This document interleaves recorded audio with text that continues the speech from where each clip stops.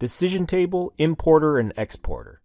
Importing or exporting Excel documents for the Decision Table Visual Designer. This is the decision table created in Excel. The decision table should have this correct format to import. As you can see, it starts with the decision name, followed by column name, column type, expression, and data. The top left corner of your table must start with either of the keywords, decision or validation. The import is sensitive to the start of the table and will recognize an area as a decision table once it identifies either of these keywords in any cell. Now let's import the decision table from an Excel document.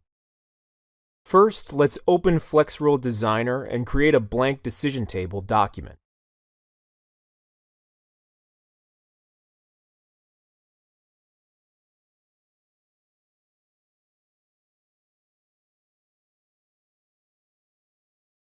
Then we select Import from the toolbar. The following message will be prompted as a warning, as the decision table will be replaced with the decision table from the Excel file. Click Yes.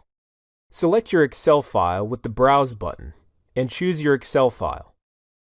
Select the sheet name. In this example, it's the decision_table. Then press OK and the Row Type Selector screen appears, with the rows of the table from your Excel file. Mark each row with the appropriate row type. Once the types are all set and no unknown rows are on your screen, then you can click OK and wait until the process is finished. You might see additional messages depending on the decision table you input. You can click OK to continue. And you will have the decision table imported from an Excel file. Now let's see how to export a decision table to an Excel document. Click on Export under Excel. Give a name to the Excel file and select a file location. You can see the exported Excel file is shown. Want to get started? Visit our Resource Hub for more information.